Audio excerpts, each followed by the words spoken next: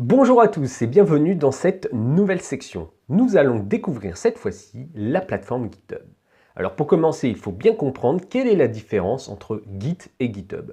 Git est un outil de gestion de version, comme nous l'avons vu lors des vidéos précédentes, alors que GitHub est une plateforme en ligne, c'est-à-dire un site internet qui va vous permettre, entre autres, d'héberger vos dépôts Git. En plus de proposer la fonctionnalité d'hébergement de dépôts Git, GitHub va également vous fournir un ensemble d'autres fonctionnalités qui vont tourner autour de cette gestion de dépôt. Et nous allons découvrir tout ça lors des vidéos qui vont suivre.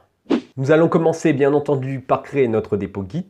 Pour cela, je vous donne rendez-vous sur le site www.github.com.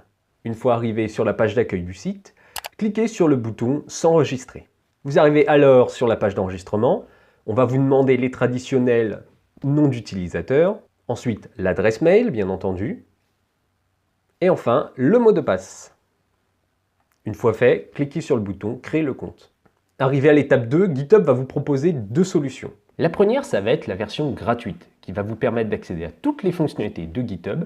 La seule contrepartie sera que vos dépôts seront soit publics, et donc accessibles par n'importe qui, ou privés, mais limités à une équipe de 4 personnes seulement. Pour les dépôts publics, pas de panique. Les personnes ne pourront pas modifier votre dépôt, mais simplement le consulter ou le dupliquer. En revanche, et c'est ça qui est super intéressant avec GitHub, les personnes pourront vous proposer des évolutions, que l'on appelle aussi des pull requests.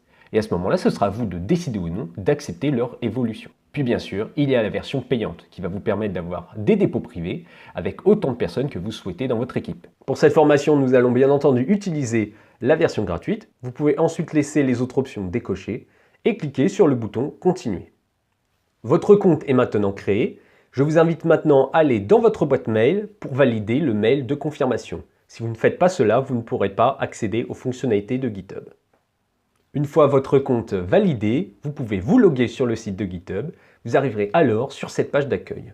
Nous allons maintenant avoir un petit aperçu des différentes fonctionnalités de GitHub, puis nous verrons dans les prochaines vidéos un peu plus en détail chacune de ces fonctionnalités. Tout d'abord, vous avez en haut la barre noire qui correspond au menu d'accès rapide. Vous avez tout d'abord, bien entendu, à gauche l'icône qui vous permet de revenir à votre page d'accueil. Vous avez ensuite une petite zone de recherche qui va vous permettre de rechercher des éléments qui sont créés via GitHub. Donc vous pouvez par exemple rechercher des dépôts, que ce soit les vôtres ou des dépôts qui sont publics et créés par d'autres personnes. Nous verrons tout à l'heure un peu plus en détail ces éléments que nous pouvons rechercher justement. Vous avez ensuite le lien pour les pull requests. Alors qu'est-ce qu'un pull request? Un pull request, c'est tout simplement une proposition de modification pour un dépôt dans lequel vous n'avez pas les accès. Donc comme je vous ai dit tout à l'heure, les dépôts publics, tout le monde peut y accéder, tout le monde peut copier le dépôt, mais les personnes ne peuvent pas modifier directement ce dépôt, car elles n'ont pas forcément les accès.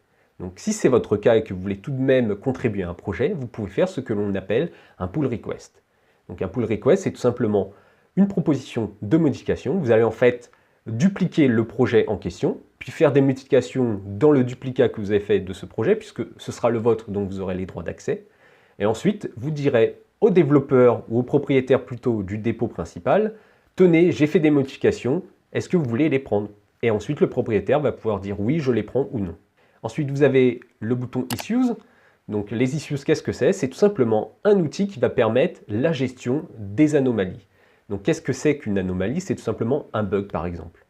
Alors cette gestion d'anomalies, c'est une base de données qui va regrouper l'ensemble des bugs remontés par les utilisateurs ou des propositions d'évolution. Ensuite, les développeurs vont pouvoir trier et visionner ces propositions et ensuite soit corriger les bugs ou faire les évolutions proposées par les personnes qui utilisent l'outil. Ça permet également d'avoir une sorte de messagerie, d'échange entre les personnes qui testent par exemple le soft et les personnes qui développent celui-ci. Ensuite, vous avez Marketplace et Explore. Alors là, nous allons passer sur ces éléments, je vous laisse le découvrir par vous-même. Ça n'a pas vraiment d'intérêt dans notre cours. Vous avez ensuite la petite cloche qui vous permet d'avoir les notifications des derniers événements qu'il y a eu sur votre compte GitHub. Ensuite, le petit plus, c'est un menu déroulant qui va vous permettre de créer des éléments dans GitHub. Donc par exemple, créer votre dépôt Git.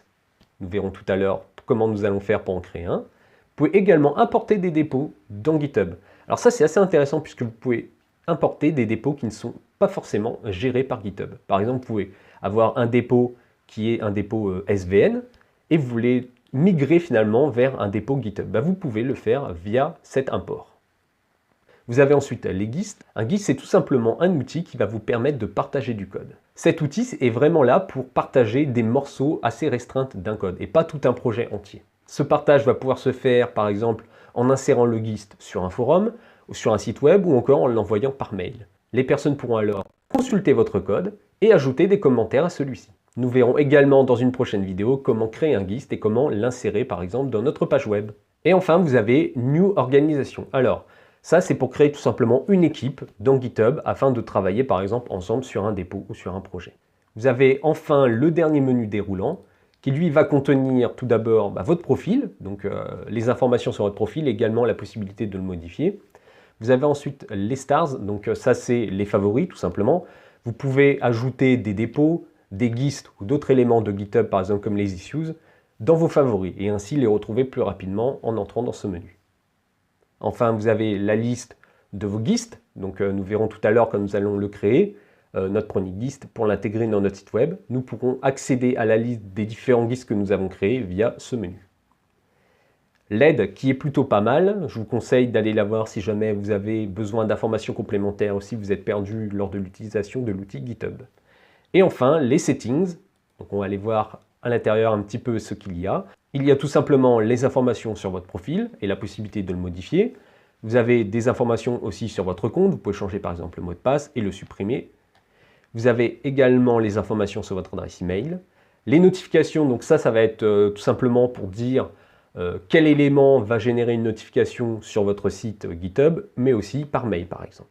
Et vous avez un ensemble d'autres réglages que vous pouvez faire via le menu Settings. Je vous laisserai découvrir ces réglages car ça n'a pas réellement d'intérêt que je vous présente ça dans le cours.